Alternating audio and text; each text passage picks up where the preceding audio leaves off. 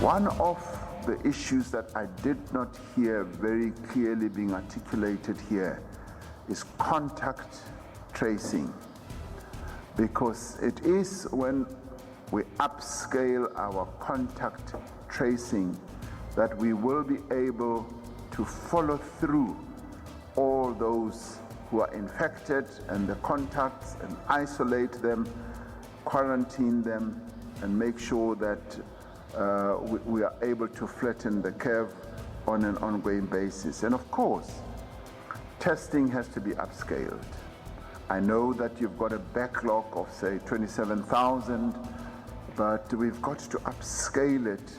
And as Minister Mkhize was saying, we're now going to be able to procure testing kits through this platform that we are launching in a few days for the entire continent, where we will have up to 30 million, well, 60 million for starters, test kits for the entire continent, and where we will have those 30 million test kits being available, made available every month.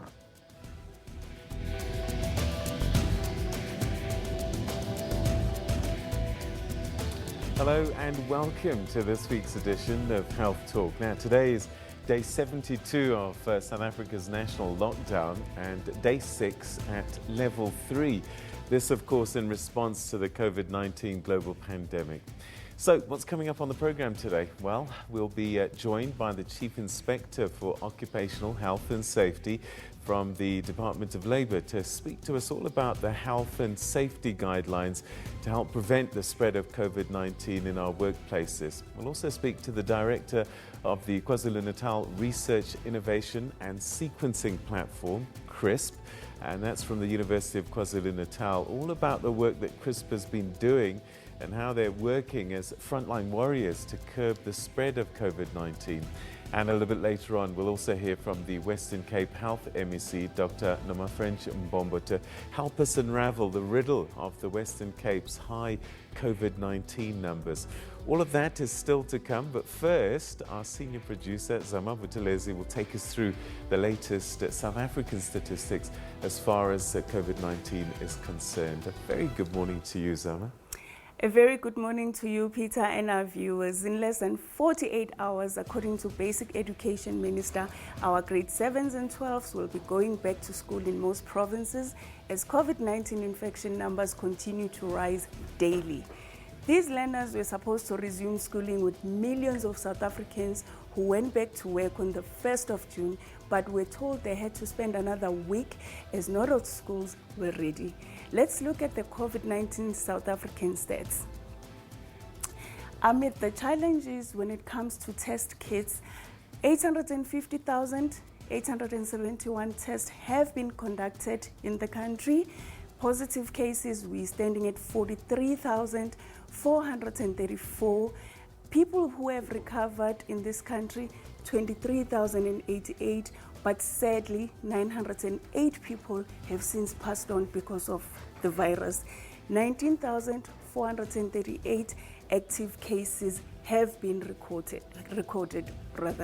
In our provinces, just like it's been since the first case was reported, the big metros continue to record high numbers, with the Western Cape still leading with the highest infection numbers out of all the provinces at 28,807. Gauteng at 5,215, the Eastern Cape at 5,240.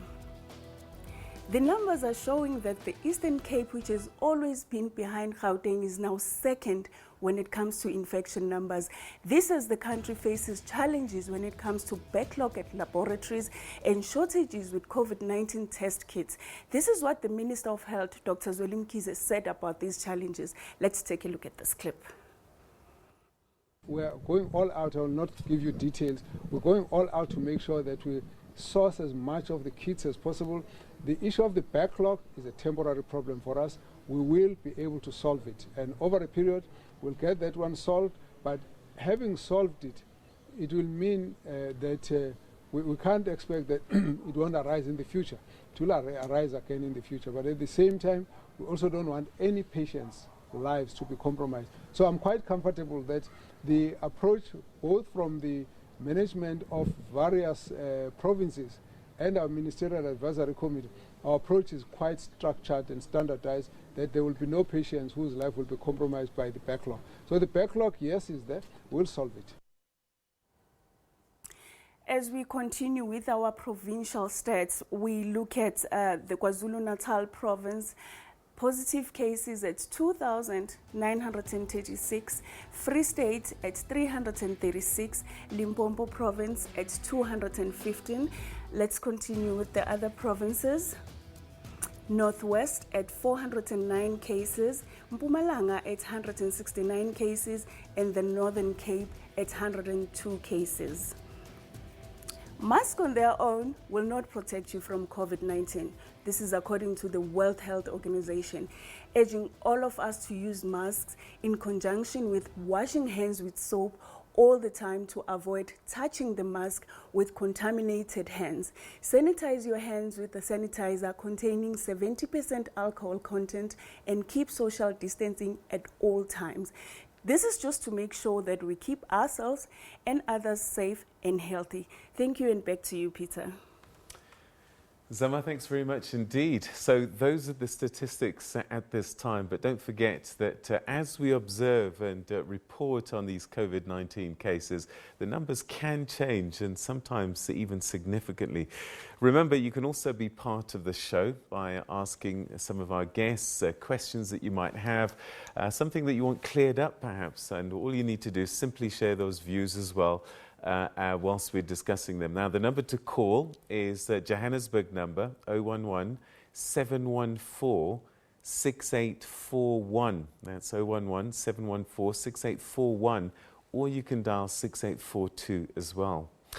Okay, now, as millions of South African workers return to their posts following the easing of lockdown conditions to allow the resumption of more business activity, our question for you this week is, do you think that employers are meeting the safety requirements to curb the spread of COVID-19? Don't forget, you can send us your voice notes as well as video messages to our WhatsApp line. And that number is 065 862 4548. 065 862 4548. And try and keep your messages short, under 30 seconds, so we can share as many of your thoughts as we can on the program. And also, don't forget, we're on social media and you can hook up with us there at SABC Health Talk or hashtag SABC Health Talk. You can also go into our Facebook page, and that's SABC Health Talk. I really look forward to hearing from you. I'm Peter Ndoro, and Health Talk continues right after this.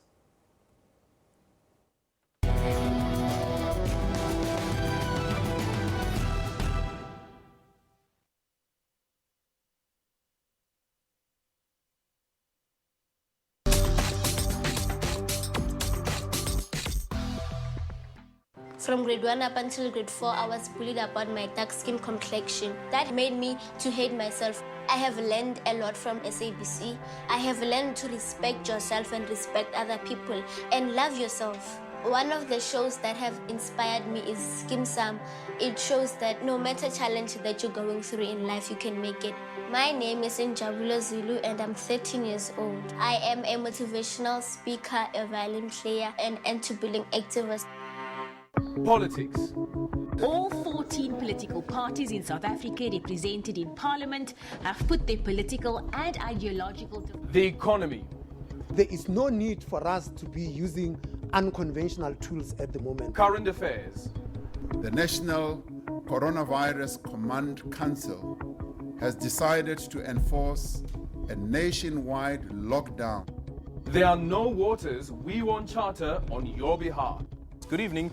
I'm Aldrin Simpier, and this is Unfiltered. Join the discourse on Unfiltered every Monday at 8:30 on SABC 3 as well as Channel 404.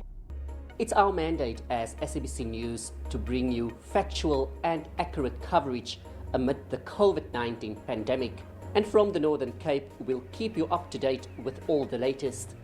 Remember to wash your hands with soap and water for at least 20 seconds. Alternatively, use alcohol-based sanitizer, and don't touch your face. The SABC is your reliable source for independent and impartial coverage. Make sure you use all SABC platforms and follow our reporters locally and abroad for all the news that matters.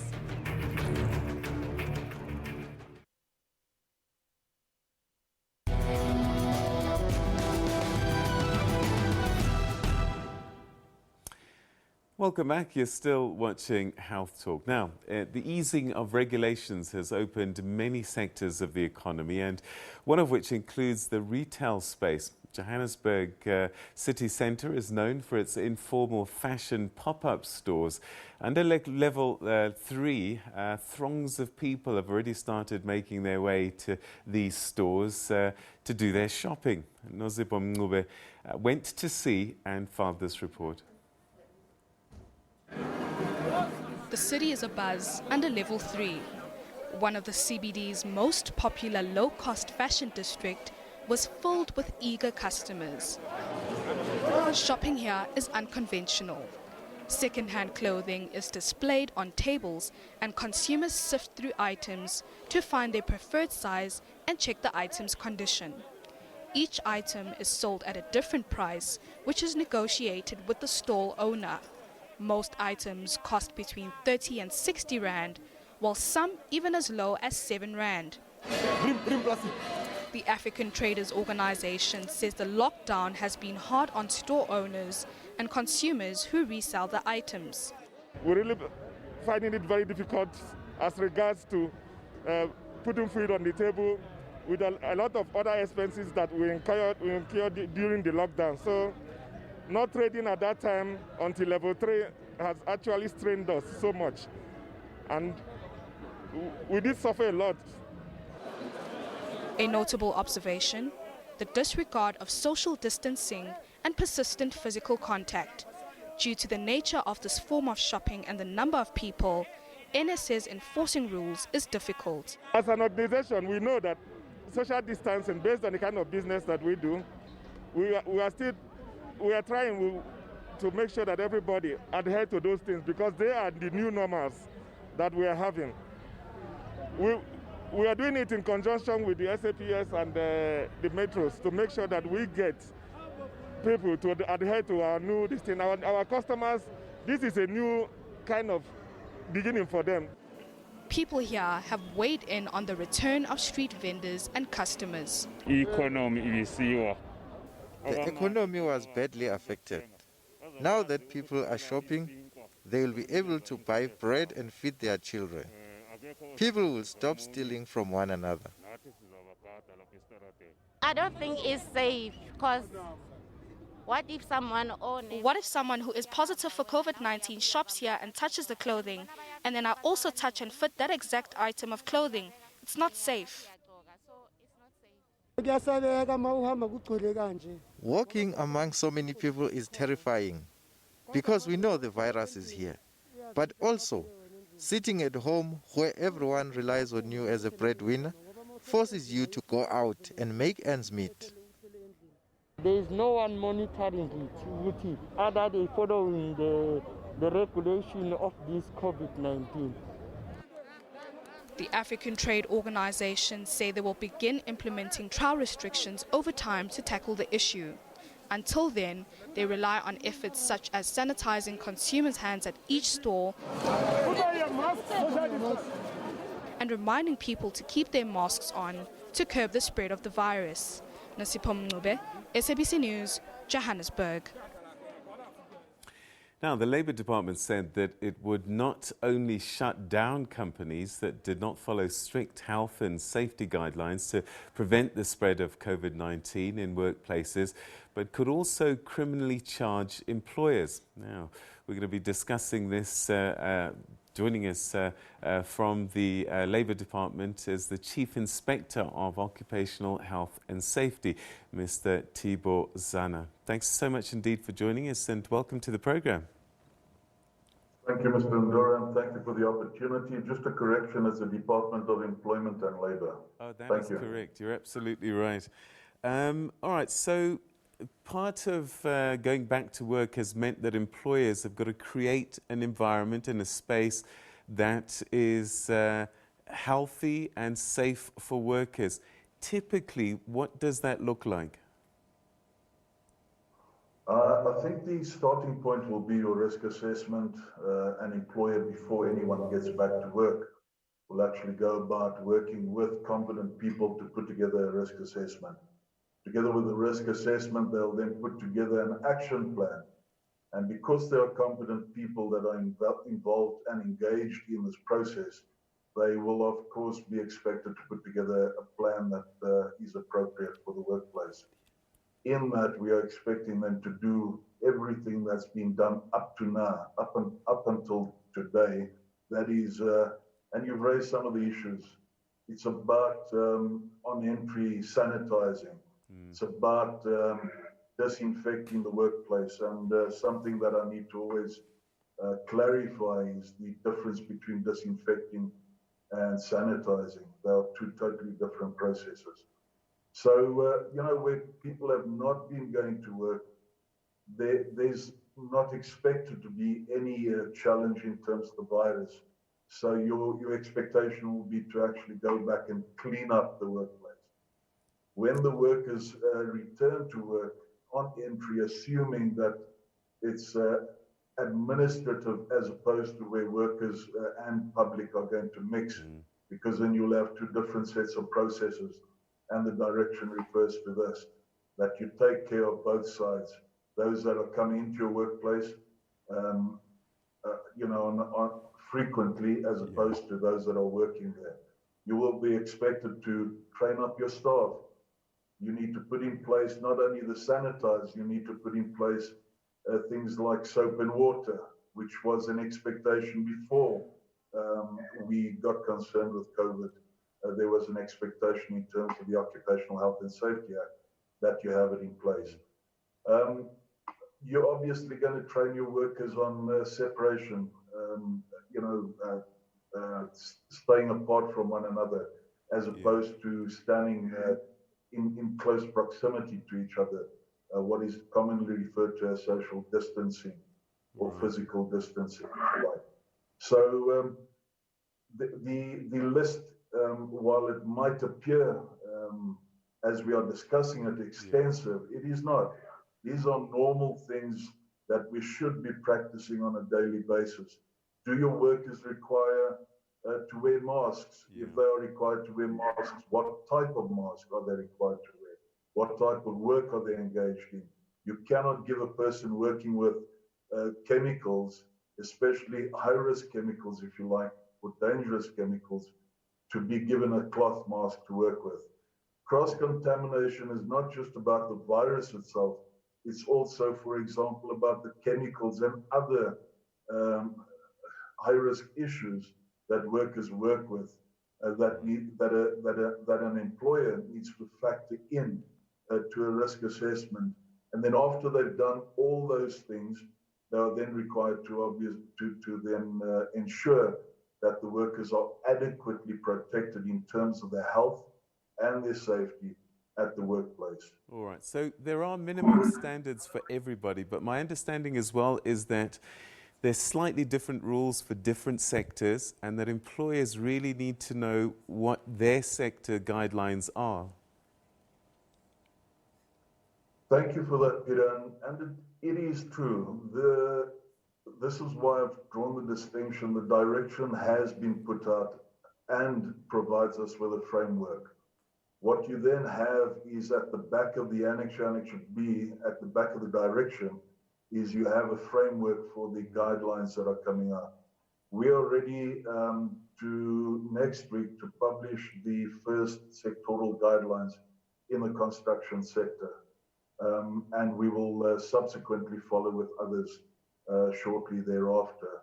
We're also trying to finalize one for the chemical sector and other sectors as well. So we will be working with sector stakeholders in their respective fields to ensure that we don't bring out something that they cannot comply with or something that is far-fetched. I repeat what I said a moment ago, Mr. Ndora, and that is that Your risk assessment is going to dictate the type of PPE, that is your personal protective equipment, that you must put in place, and any other activity or equipment that you might require to ensure the health and safety of people. All right. So your job is to make sure that employers comply. What rights do employees have if they feel unsafe or they observe that not all of these rules are being complied with? I like that question because you know what's happening in the new direction. The new direction now empowers workers if they have sufficient grounds, I might add, not on a whimsical approach that they may leave the workplace. They need to report their concerns to the health and safety representatives at the workplace, as well as the person that's appointed, the compliance officer, that they are going to stop working and the reasons why they will stop working, and that will then need to be it needs to be carried over to the employer, of course. So today, as after the direction was published, the workers now have the right to cease work, and they can obviously then continue. The employer, on the other hand, may not discriminate, he may not charge any worker, he may not do anything as is described in the direction. In any instance, what may happen if the worker feels that the employer is unreasonable in his or her approach is that they may approach the CCMA in relation to this, and the decision of the commissioner will be final in relation to whatever is decided. All right, Mr. Zanak, we're going to have to leave it there, but thanks so much indeed for your insights, and it does seem clear that people should educate themselves, both the employer and employee, and we look out for the sector guidelines coming forward. But thanks so much indeed for joining us this morning. Have a great weekend. Thank you, Mr. All right, Thank that's you, Thibaut Zana, who's Chief Inspector Health and Safety. Right, let's listen in to Minister of Employment and Labour, Thulas Nxesi, and this is what he had to say about personal protective equipment for workers. Every employer has a responsibility to provide protective clothing. Every employer, including the employers of the domestic workers. So, which therefore says the issue of the sanitizers, all that protective equipment which might be needed, the masks, it's a must even for the domestic workers and gardeners. All right, that's the Minister speaking there about protective equipment. Okay, thanks very much indeed for heeding our call to phone in and share your thoughts with us. And in fact, we've got Johnny who's in the Eastern Cape. Johnny, thanks very much indeed for joining us. What are your thoughts today? Hello? Hello, Johnny. Can you hear me? Yes, I can do. Right, yeah. What are your thoughts today? Thanks for joining us. It sounds like we've got a crossed line. It sounds like there's a guy talking to your doctor. So we're getting mixed up lines here. I can hear a gentleman talking to your doctor about another line. All right, don't worry about them. Just say what you have to say. All right. Listening to your program, talking about what the private sector and the business sector has to do, and the government, prescribes to us how we should be doing things correctly, and social distancing and testing with the thermometers and washing their hands. That's all great, and I have a business and I do that and make sure that my staff is safe. But when the government puts messages like that out, they send mixed messages because the government's not doing their part.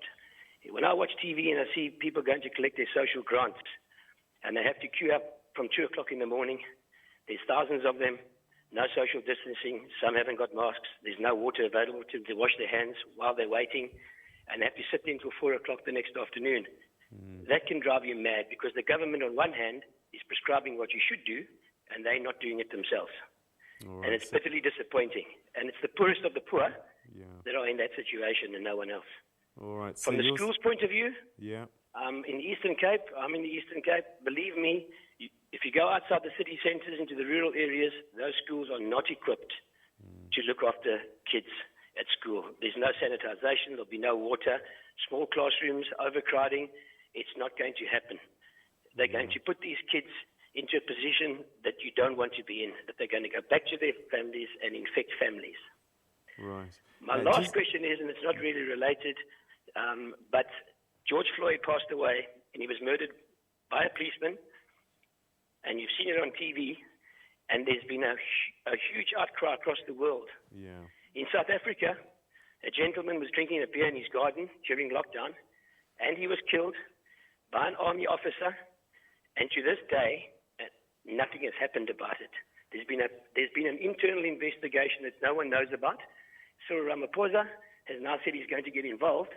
No one's marched, no one's put up a scene in South Africa, and it's absolutely disgusting that we turn a blind eye to these things. And in other parts of the world, these things get absolute prime attention. Right. That also gets my needle. Johnny, thanks so much indeed for expressing your thoughts and your views on a number of issues there. And I think some of them, a lot of people resonating with for sure. All right, now, don't forget, over 8 million people have returned to work this month. And we're continuing to ask you this question, of course, is what do you think that your employers are ready to meet the safety and security requirements to spearhead to protect you from the COVID-19? After the break, we speak to the Director of KwaZulu-Natal Research, Innovation and Sequencing Platform, CRISP, at the University of KwaZulu-Natal, Professor Tulio de Oliveira, and we'll speak about the Western Cape's Health MEC, the MEC for Health in the Western Cape, Dr. Noma French-Mbombo. All of that still to come. Stay with us.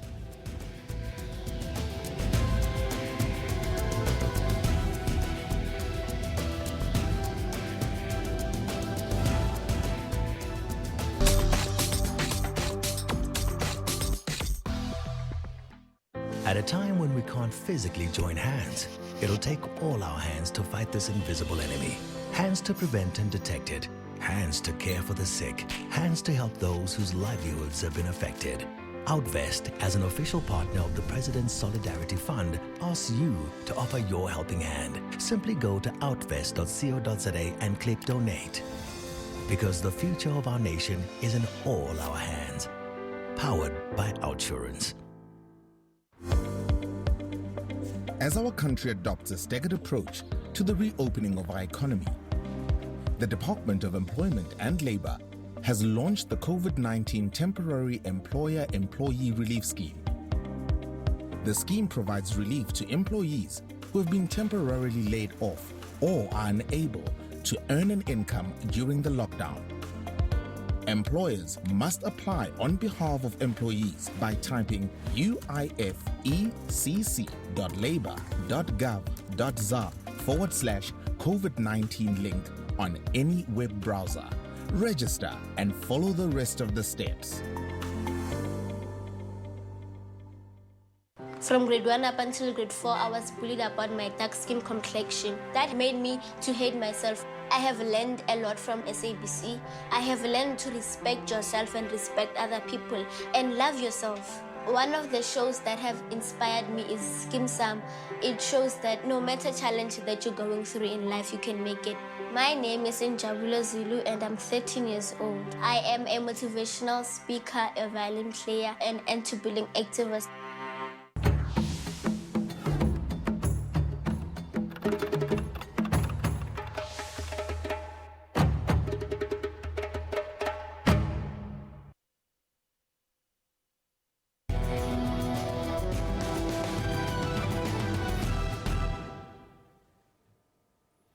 Right, very warm welcome back. You're still watching Health Talk on the SABC News channel. Now, on the 1st of June, South Africa moved to level 3 of the lockdown, and this of course, meant that we would see a lot more people coming back to work. And according to the Minister of Health, Dr. Zwelim Kize, there'll be a constant assessment of every area as well as the rate of infection. Professor Tulio de Oliveira is the director of the KwaZulu-Natal Research Innovation Sequencing Platform at the University of KwaZulu-Natal, CRISP. And he joins us now to talk to us about cluster infections, hotspot areas, and how they'll be impacted by this move. Thanks so much indeed for joining us, and welcome to the program. Good morning. It's great to be here. Great. Thanks so much for giving us your time. There are a lot of terms that are being thrown out at the moment, and perhaps we could start there just to unpack some of them. So, one of the things I'm curious about, we talk about cluster, we talk about community infections. Try and explain these for us. What do they mean? Okay, so just in very simple terms, let's start explaining what a clustered outbreak is. A clustered outbreak, it is an outbreak that is clustered in a small geographic area or in a work environment. So, for example, we call a hospital outbreak a clustered outbreak, or outbreak in a shopping center, a clustered outbreak, or in a working environment. Yeah. And then if you move a level up, we have what we call a hotspot, which a hotspot would be a bigger geographic area that concentrate a lot of the transmissions and infections in one place. Right. So that's the true difference. And what we want to avoid in South Africa is what's happening in most European countries, or what's happening now in Brazil and in America. Yeah, that's what you call widespread community transmission. Right. And when that happens, it's become almost impossible to stop clustered outbreaks or even to identify hotspot areas. All right, so when the pandemic started, I suppose we were first looking for hotspots, and as the pandemic grew, we started to notice clusters, and unmanaged, some of these clusters then become these widespread areas that we're seeing perhaps a lot more in places like the Western Cape. So how do we manage clusters in the first instance? Okay, so it's important to understand that most of the country, most of South Africa is not yet with widespread transmission. Right. And it's very important that we manage these clustered outbreaks. For example, here at CRISP and at University of KwaZulu-Natal, we use a lot of outbreak investigation and DNA sequencing to understand clustered outbreaks and to stop them. So what we have done a few weeks ago is to analyze and stop a big clustered outbreak in a private hospital in Durban. At the moment, we are doing the same in a public hospital, just to try to really understand what caused the outbreak and to try to stop before going to the community level. What's happened in Cape Town and the Western Cape is that they started, and you're going to remember listening first about an outbreak in a pharmaceutical company, and then outbreak in working environment, and outbreaks in shoppings, and even in a laboratory, or in the port. So that's what happened in the Western Cape, that these outbreaks begin to pop everywhere, what you call, like Professor Slim Karim called the flames. Right. And the problem is when these flames start causing wildfire. So at the moment, what I believe that the Western Cape has to still look at controlling these clustered outbreaks, but also moving to a higher level, that's the hotspots, to try to control infections in a geographic area. All right. You spoke about hospitals, but I guess now we've got 8 million workers that have gone back to work now, and also schools that are opening. Are these potential cluster areas? Yes, of course. Yes. So for example, we will expect, and we're going to have to identify and manage very quick outbreaks, especially in working environments. Yeah. And sometimes these outbreaks in work environment happen in places that you don't expect, yeah, such as in a cafeteria in the work environment, or in a place that all the staff are together. And that's why it's very important to identify the first infections in the work environment and clean very well the environment continuously, yeah, and try to isolate them. So we do expect clustered outbreaks in work environment, and you probably noticed that a few weeks ago it had a big one in a mine west of Johannesburg, yeah?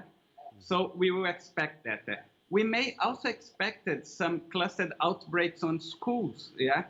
But one important thing about the schools is that so far, what has been shown is that children may transmit to each other and sometimes transmit to adults, but in other places in the world that haven't been shown to be the main source of transmission. Yeah. But of course, we have to really keep a very careful look, and not only social distance of the children in the schools, but also how the teachers meet each other. If one become infected, make sure that doesn't translate to infection to other teachers by common areas.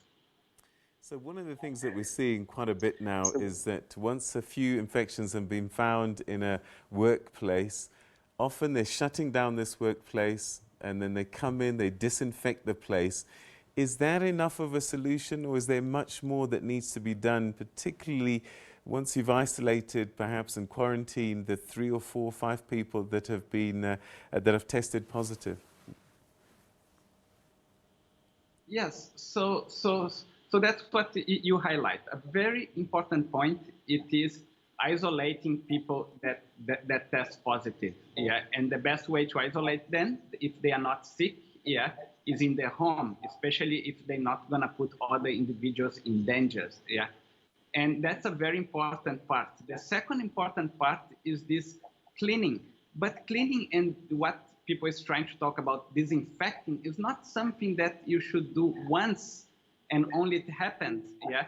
So the idea is that just to get a higher level of hygiene, especially on cleaning like counters, handles that you use to open a door, or coffee machines, or a kettle, that kind of simple objectives that many people put their hands on. And the idea is just to try to do that a few times a day, in addition to use a mask, so infected people would not transmit to others. That would be more important than let an outbreak spread and then have to close a work environment. One important thing is that the virus is known to live to a maximum of 3 days on surface. Right. So what it means that if you close for a few days, yeah, the virus will not be more in surface, yeah? And that's one of the reasons why people sometimes close a place to clean, but also make sure that the virus is not viable for transmission. All right, so what's your best advice now for employers? Because I think a lot of them are busy trying to figure out there's minimum guidelines that they're going to have to follow, but these clusters, as you said, can lead to bigger fires. So from the research that you've done, what's your best advice to an employer who's listening right now, what they should be doing? Our best advice, and that doesn't come from me, but comes from our infectious disease clinicians, yeah, is that to realize that PPE, or personal protective equipment, is just a small piece of the puzzle. It's not the main solution. And sometimes just basic cleaning or infection prevention control, that's the term that we use, can also help a lot on avoiding that. So that's very important, because sometimes people get these very strong obsessions about PPEs, and sometimes people will be using a PPE, a mask, and a glove, but sometimes when people use gloves, they are much less careful where they put their hands, and they can help to transmit through infection through fomites from areas to areas, yeah?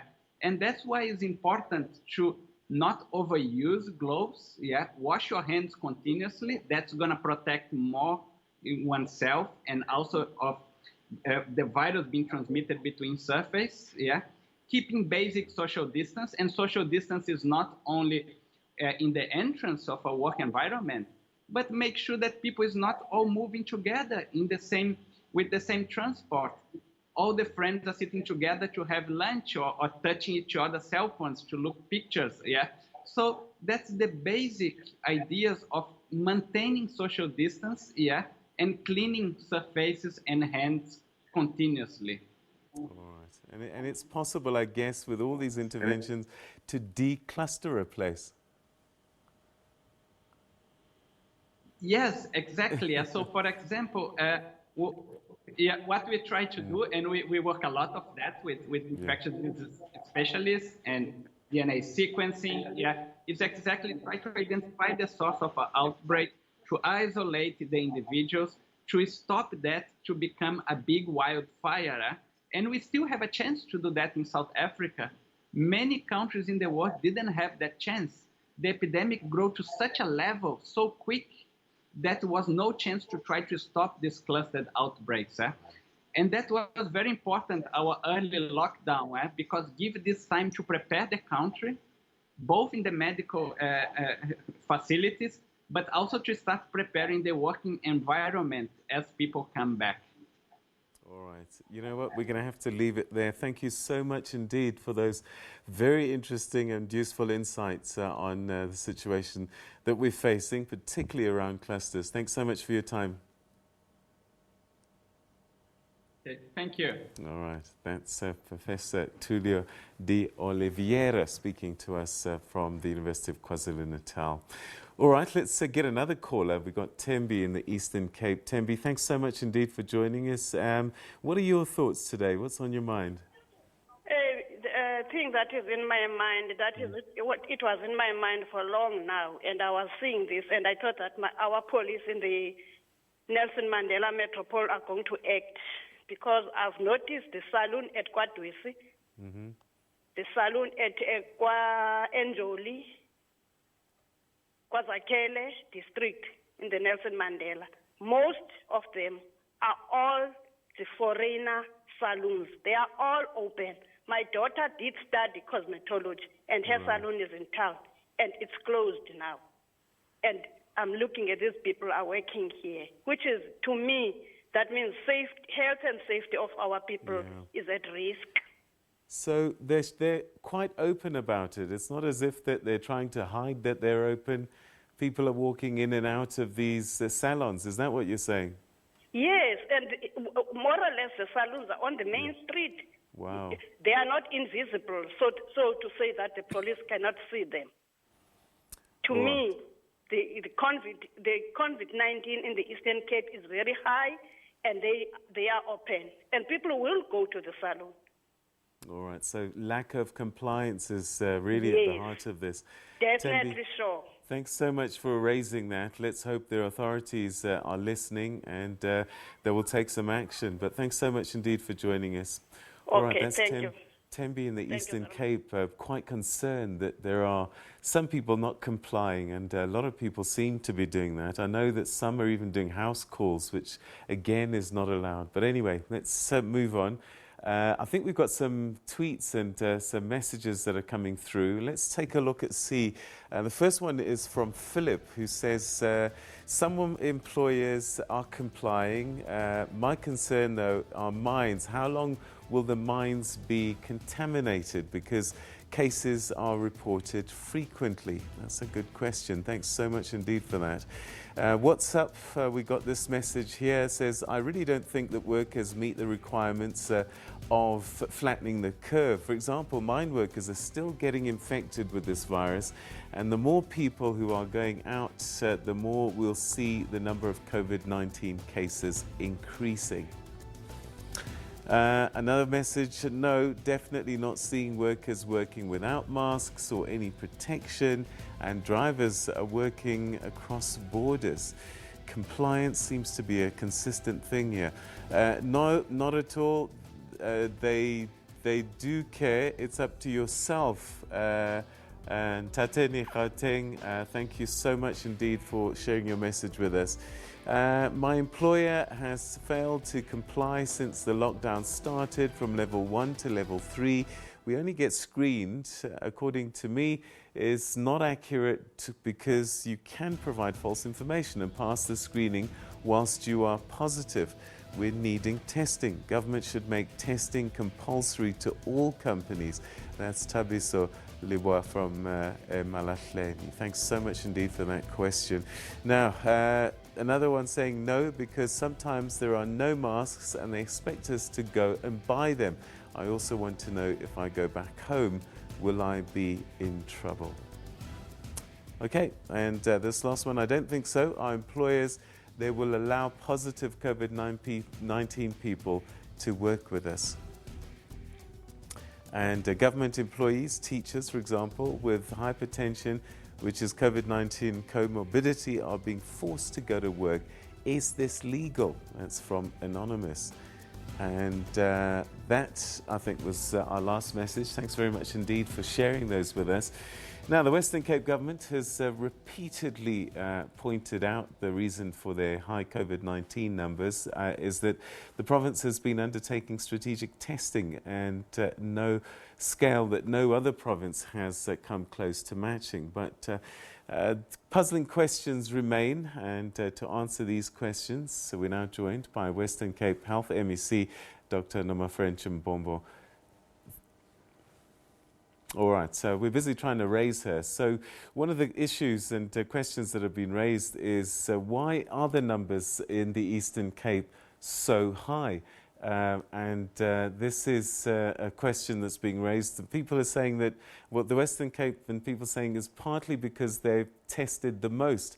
I think more than 60% of the tests that have been done in the country as a whole are in the Western Cape. But a recent presentation by Dr. Mkhize and his team of experts suggests that when you look at what they call proportional testing, so if you test 1,000 people, it seems that a lot more people are testing positive in the Western Cape than another 1,000 people that might be tested in another area. So we'll try to get to the bottom of those peculiarities in the Western Cape with the MEC.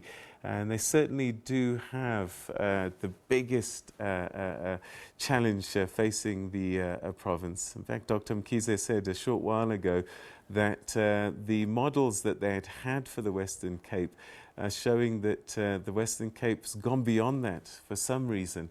And so concerns raised there, but hopefully we'll hear from the MEC. She'll give us an idea of some of the interventions, the changes in strategy that they've put into place to try and curb the growth of the COVID-19 in the Western Cape, which is still the epicenter, sadly, in South Africa. All right, so we're going to take a quick break, and when we come back, hopefully we'll have the MEC from the Western Cape. And don't forget, you too can be part of this program. Call us, tweet us, share your thoughts with us. Stay with us.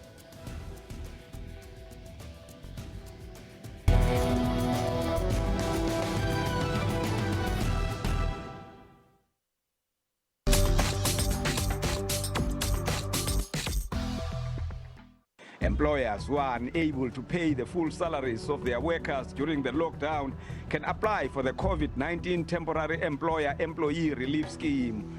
We put aside 40 billion rand there to help workers who have either been retrenched or have been put on unpaid leave. Some employees complaining that either their companies haven't paid monies over to UIF or companies not getting back to them. Anyone who has an employer-employee relationship, the company is supposed to apply on your behalf. And is any company that is affected by lockdown? Which has been done by our company since the beginning of April, even during the period when we were closed down. When the UIF money came back, it didn't come back complete, not for everyone. We've been able to increase our capacity technically and even in the number of the processors. We identify the needs for more.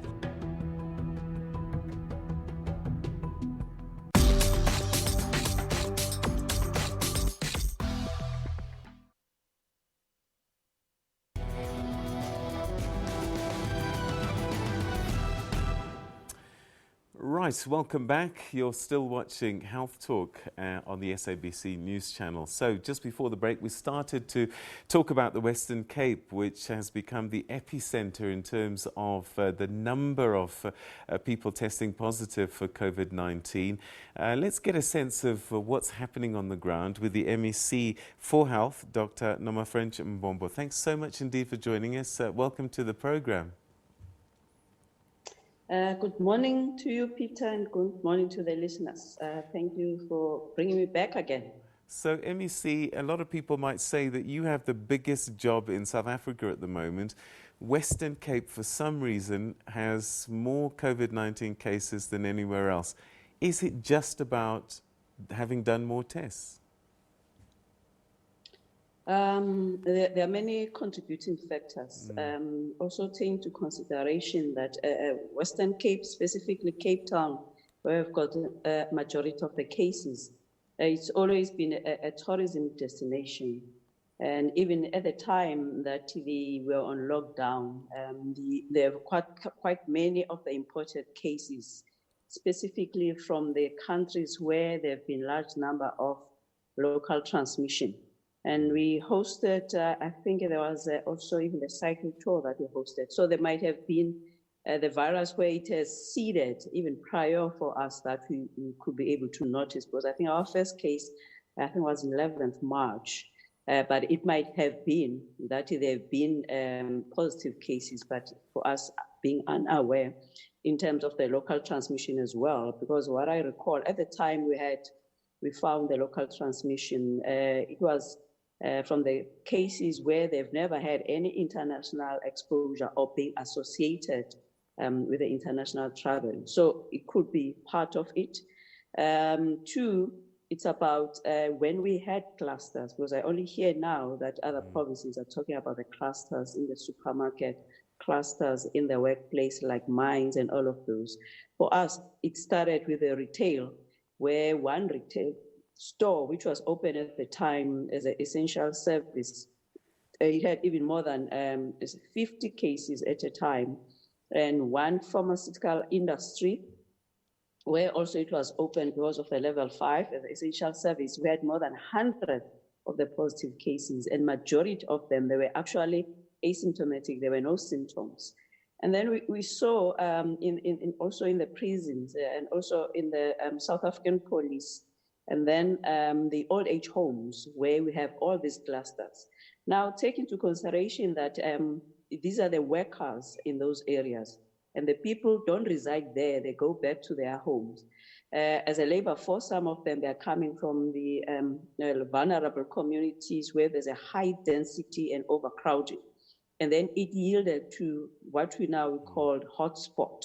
So Western Cape has been in the front runner. If you recall, the National Health Minister and Professor Karim did indicate that stage 5 of the virus epidemic is hotspot. But for us, at the time that the country was still on stage 4, we're on stage 5, which is the hotspot in these vulnerable communities. And then that's why, in terms of the testing per population, 100,000 of the population, we are testing more. But of course, in terms of the numbers, we wouldn't be, because we did what we call targeted testing, case finding. So when we have 100 people in one setting, in one cluster, you have to go to where they reside, and then you test the people who are likely to yield in positive results. Therefore, for us, we'll find that we might have a lesser of the general community screening and testing, but we have quite a large number of the targeted case finding testing. Hence, our positivity rate also has been quite higher. Yeah. I must also indicate, Peter, that in the countries, international countries, with a better economy, better health system, we've seen how the virus has spread and has been spreading. So there was no way that South Africa could be able to run away for having infection. Right. But I think the mere fact that, at least for us, it started in one province, it should be a blessing somehow, so that not the country gets affected at one time. So the lessons that needs to be learned, for example, to be learned in the Western Cape, is the ones that could be replicated and also be implemented or not to be implemented in other provinces. For example, now we see the epidemic is going to the Eastern Cape. So the evidence does show that August, September, at the national level, we will have quite a larger number of infection and deaths in the West scenario. In the Western Cape, it does show that that West scenario will be around June, July. All right. MEC, these models change, I guess, as you get more data and more information. From where you are now, do you think that you have enough beds, enough resources for when you hit that peak? Yes, it's true. They keep on changing because remember, initially we were using the data from the international countries. Although we know that the virus impacts differently and mirrors differently each and every population, country-wise or even within a country, it will always change.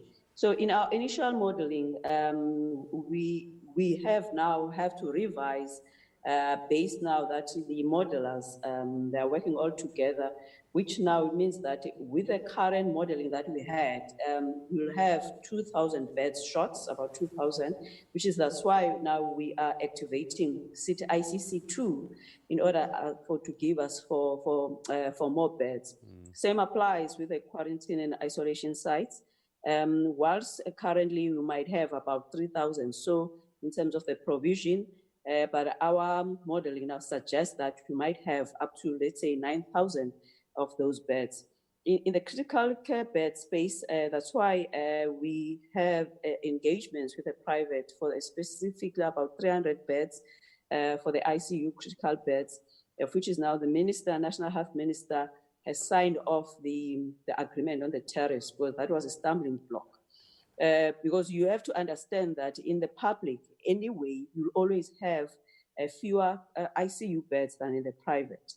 And with a shortage of the ICU skilled clinicians specifically, you'll never be able to make up that shortfall. That's why we work with all the 7 bigger groups, private, so that we could be able to make use of their beds for the ICU beds.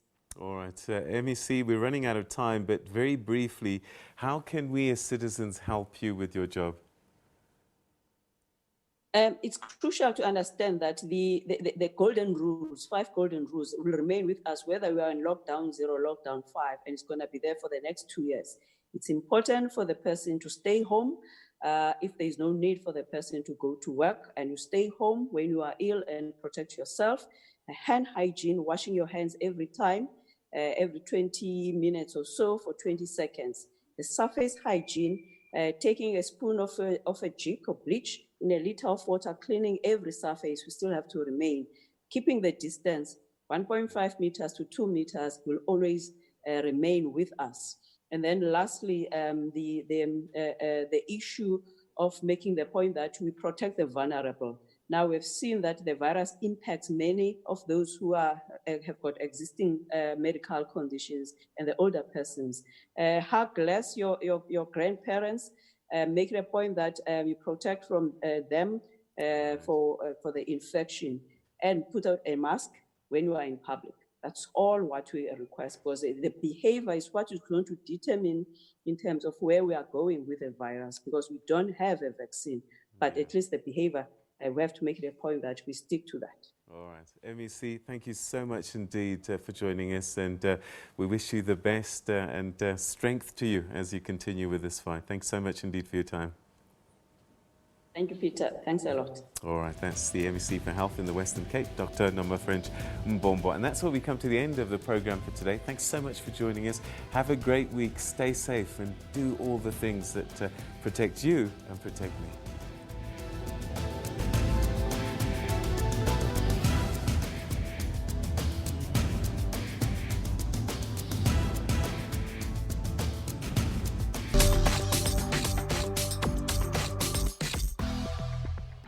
Parcels are being prepared for the most vulnerable and needy. Even those with money are holding on to their money. We don't know how long this is going to last. Desperate community members in Mamelodi turned to the Baptist Church for relief. We started with about 50 people from the community, and then the numbers got bigger and bigger. This community has more than 6,000 residents. The mining sector only allowed 50% of their workforce. We are still in the dust, we are still in poverty. The miners are not helping us with anything. I'm so happy to have received food parcels because I have no income.